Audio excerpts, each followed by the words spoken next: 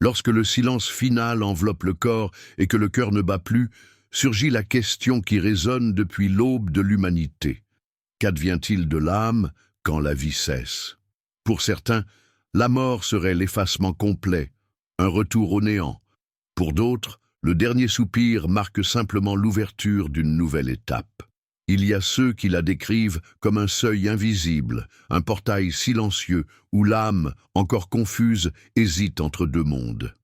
Il ne s'agit pas d'une fin abrupte, mais d'une transition voilée, dans laquelle l'esprit s'éveille sans comprendre immédiatement qu'il n'habite plus la chair. C'est dans cet intervalle énigmatique que, selon d'anciennes réflexions philosophiques et spirituelles, l'âme se perçoit encore proche des vivants, témoignant des gestes d'adieu, entendant des paroles de douleur ou d'amour, et ressentant l'intensité de tout ce qu'elle a laissé derrière elle. Cet instant est décrit comme un état de suspension, où l'âme, abasourdie, tente de s'orienter. De nombreux récits spirituels parlent de présences invisibles qui accompagnent ce passage, comme s'il existait des gardiens ou des guides, dont la fonction est d'adoucir l'impact du détachement.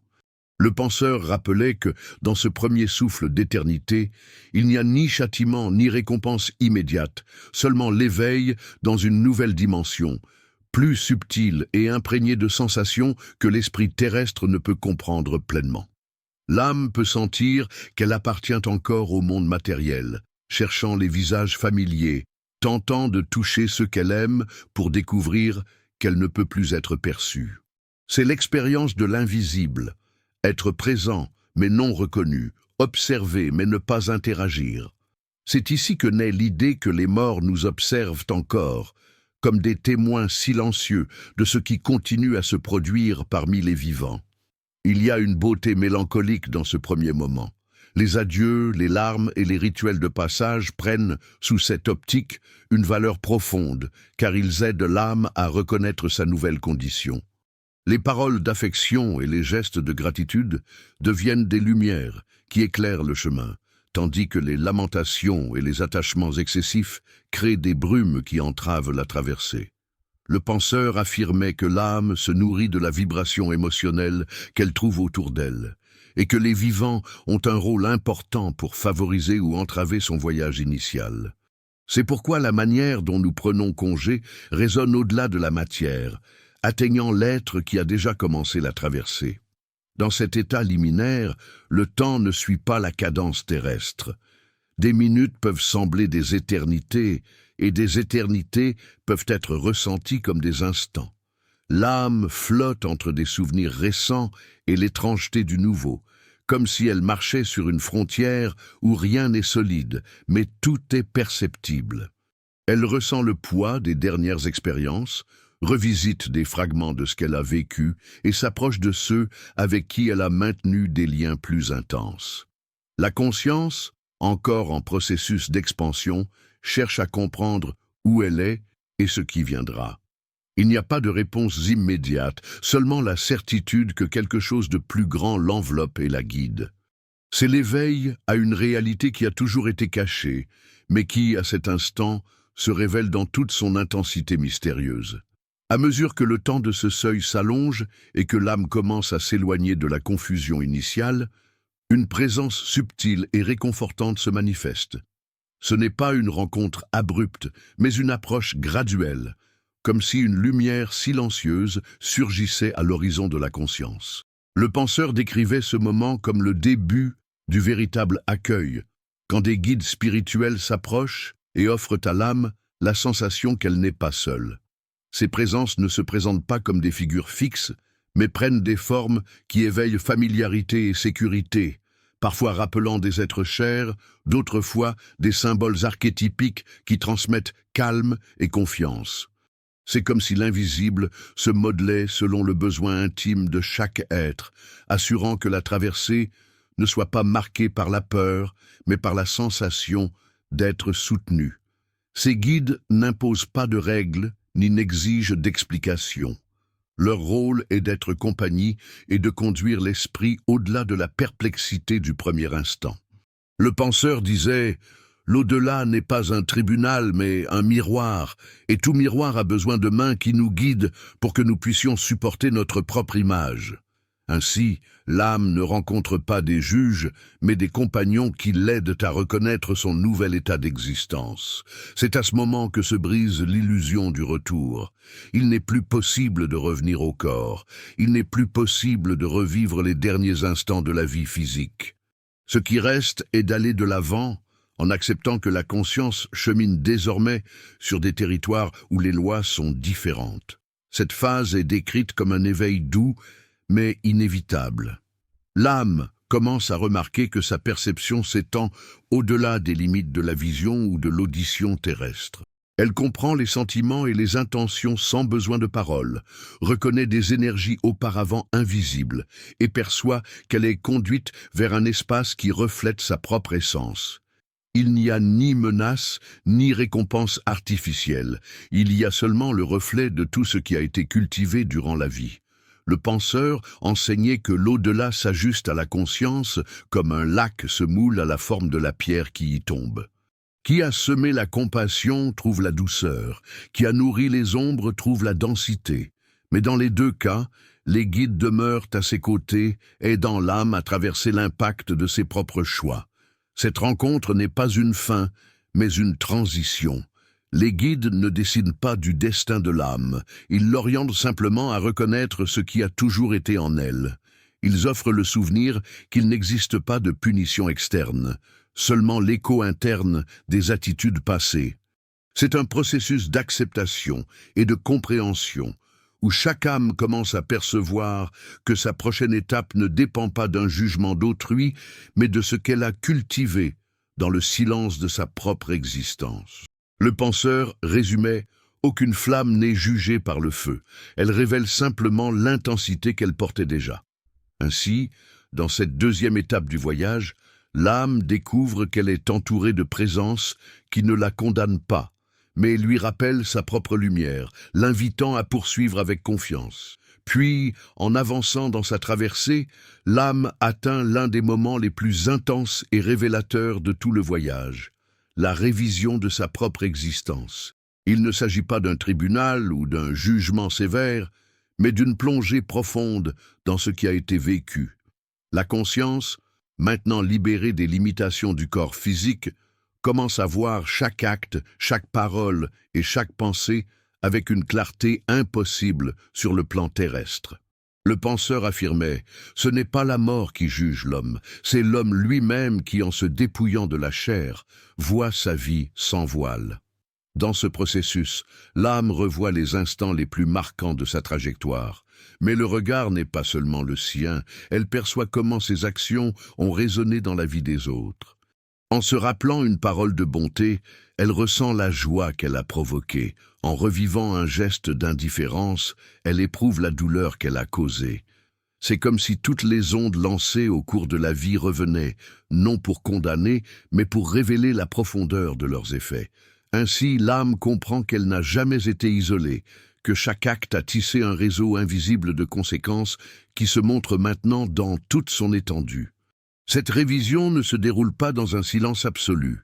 Les guides, toujours présents, accompagnent le processus comme des témoins silencieux, offrant la sérénité face à des révélations qui pourraient être écrasantes. Il n'y a pas de censure, seulement la vérité reflétée dans sa forme la plus pure. L'âme perçoit que le bien qu'elle a cultivé se multiplie en lumière, tandis que les erreurs ne sont pas des châtiments, mais des opportunités d'apprentissage. C'est comme se regarder dans un miroir cristallin. Rien ne peut être caché, mais tout peut être compris.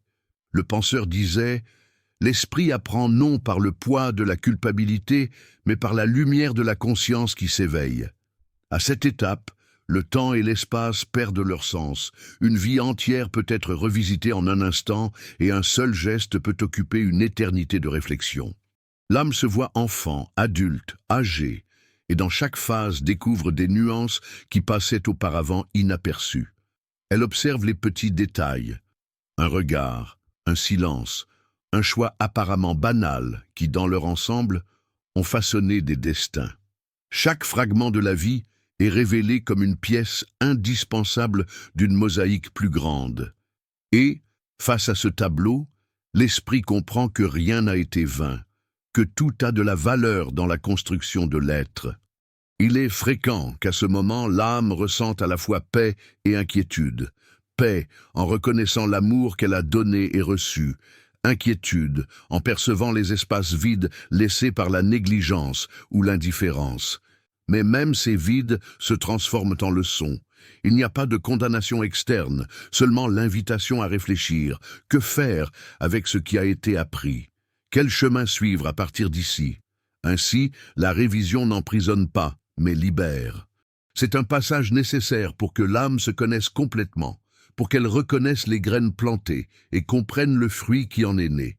Et c'est dans cette clarté que se dessine la prochaine étape. Après s'être confrontée à la vérité de sa propre histoire, l'âme se prépare à gérer ce qui la relie encore au monde terrestre, souvenirs, liens et attachements qui doivent être compris et, souvent, libérés. En poursuivant son chemin, l'âme rencontre un territoire délicat et en même temps profondément humain, l'attachement aux souvenirs terrestres. Après avoir revisité sa vie et compris l'impact de ses choix, elle se sent attirée par les lieux, les personnes et les situations qui lui ont été les plus significatifs. C'est comme si une force invisible l'attirait vers les scénarios connus, les visages aimés et même vers les objets qui portaient une valeur sentimentale. Le penseur disait « Le cœur, en lâchant le corps, porte encore les fils qu'il a tissés sur terre ». Ce magnétisme est naturel, mais peut être autant un pont d'affection qu'une chaîne qui empêche d'avancer. L'âme marche dans les espaces familiers, parcourt les foyers qui ont abrité ses joies et ses tristesses, s'approche des êtres chers encore vivants. Elle observe les conversations, les gestes de deuil, les larmes qui tombent sur le silence de l'absence. Souvent, elle tente de transmettre des signes de sa présence, un souffle dans l'environnement, un souvenir soudain, un frisson discret. Cependant, la barrière entre les mondes empêche que cette communication soit claire, et ce qui reste est la perception d'être présent sans pouvoir être remarqué. Pour l'âme, cette expérience peut apporter du réconfort, mais aussi de la frustration, si elle reste trop attachée à ce qui ne lui appartient plus. À ce stade, le penseur avertissait « L'amour illumine le chemin de l'âme, mais l'attachement la maintient prisonnière des ombres de ce qu'elle a laissé. » C'est pourquoi la manière dont les vivants gèrent l'adieu est d'une importance décisive. Quand les proches se consument en désespoir, l'âme ressent ce poids comme un brouillard dense qui l'enveloppe et entrave sa traversée. Mais quand l'adieu est marqué par la gratitude, la sérénité et la reconnaissance de la vie partagée, ce sentiment se transforme en énergie lumineuse, une force qui la propulse vers la prochaine étape. C'est dans ce scénario que l'âme découvre la nature des émotions humaines. Elle perçoit que l'affection, le pardon et l'acceptation coulent comme des courants doux qui l'élèvent. La culpabilité, la rancœur et la douleur démesurée deviennent des chaînes lourdes, qui l'attachent à des lieux et des situations qui auraient déjà dû être laissées derrière. Beaucoup d'âmes, dans ce processus, errent pendant un certain temps autour des souvenirs qui leur sont les plus chers. Une maison d'enfance, un chant où elles ont joué, une chanson qui a marqué un amour. Cependant, si l'attachement est trop intense, elles risquent de rester prisonnières de ces souvenirs, incapables d'avancer. L'expérience, néanmoins, n'est pas seulement un risque, c'est aussi un apprentissage. L'âme comprend que l'amour véritable ne se perd pas, mais se transforme. Le lien authentique n'a pas besoin de présence physique pour exister, car il continue à vivre dans l'essence de l'esprit. Le penseur décrivait cela comme « la révélation que la nostalgie n'est que le reflet de ce qui demeure éternel à l'intérieur de l'âme ». Ainsi, l'adieu n'est pas rupture, mais transformation de liens, qui s'affinent dans des plans plus subtils. En se détachant de ses attaches, l'âme découvre qu'elle peut avancer plus légère. C'est comme si le fardeau était retiré de ses épaules invisibles et, finalement, elle pouvait s'ouvrir à l'appel de nouvelles expériences spirituelles. Se libérer ne signifie pas oublier, mais accepter que chaque moment vécu a rempli son rôle, et peut maintenant être intégrée comme partie de l'éternité. C'est dans cette libération que l'âme trouve sérénité et force pour traverser le prochain seuil, l'espace où des réflexions plus profondes et des décisions sur son destin seront révélées. En traversant le voile des souvenirs terrestres et en se détachant du poids des attachements, l'âme entre dans un espace de réflexion encore plus profond, décrit par beaucoup comme le véritable point de décision. C'est un lieu sans forme définie, sans frontières claires, mais imprégné d'une sensation d'accueil et de vastitude. Le penseur disait « L'âme, après avoir revisité la vie et lâché ce qu'elle aimait, se retrouve face à elle-même, comme un voyageur devant un chemin ouvert. » Dans cet environnement, il n'y a ni hâte, ni imposition. Il y a seulement l'invitation à contempler et à choisir les prochaines étapes de son voyage. Là, l'âme se sent accompagnée par des présences silencieuses, guides et autres âmes qui, à différents stades d'évolution, partagent l'expérience de ce lieu de pause. Ces compagnies ne dictent pas ce qui doit être fait, mais offrent des conseils subtils, transmis non en paroles, mais en vibrations qui éveillent la clarté. C'est comme si chaque présence agissait comme un miroir, reflétant des possibilités et rappelant que le destin n'est pas imposé, mais façonné par la conscience elle-même. Dans cet espace, l'âme revisite les apprentissages recueillis dans la vie terrestre et confronte les leçons qui n'ont pas encore été pleinement assimilées. Il n'y a pas d'accusation, seulement la perception que certaines expériences sont restées inachevées. Certains gestes auraient pu être plus compatissants, certains chemins plus fermes. C'est ici que surgit la question silencieuse. Continuer vers des plans de repos et d'introspection, retourner au monde physique dans une nouvelle opportunité de croissance, ou rester pour quelque temps auprès des vivants, comme présence inspirante et protectrice. Le penseur décrivait ce moment comme un carrefour spirituel, où chaque choix n'est pas définitif, mais fait partie d'un cycle continu d'apprentissage. L'esprit n'est pas condamné à une seule route, il est invité à choisir entre retourner, rester ou avancer, selon ce qu'il désire comprendre de lui-même. Ainsi, la liberté de l'âme n'est pas absolue, mais harmonisée avec le besoin d'évolution. Il y a ceux qui optent pour plonger dans des plans de repos, enveloppés par des scénarios de paix et de silence, où ils peuvent se recomposer de l'intensité de la vie terrestre. D'autres choisissent de retourner sur Terre, cherchant de nouveaux corps, de nouvelles histoires et de nouvelles rencontres, attirés par le désir d'apprendre ce qui manque encore. Et il y a ceux qui décident de rester proches des vivants, non comme des ombres prisonnières, mais comme des présences subtiles qui inspirent, guident et protègent, envoyant des signes à travers des rêves, des intuitions ou des coïncidences apparemment banales. Cet espace de décision n'est pas seulement un point de choix, mais aussi de révélation.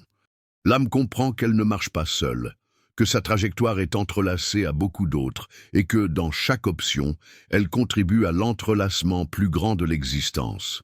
C'est une conscience d'unité, une perception que tous les chemins, tôt ou tard, conduisent à la même destination, la rencontre avec l'essence lumineuse de la vie. Quand l'âme décide, il n'y a pas de cérémonie ou de marque visible. Le choix se manifeste en vibration, et immédiatement elle se sent attirée par le plan correspondant. Que ce soit repos, retour ou mission spirituelle, la décision est comme une graine plantée qui commence à germer. Et, à cet instant, le voyage continue. Le penseur résumait avec clarté, la vie après la vie n'est pas sentence, mais choix.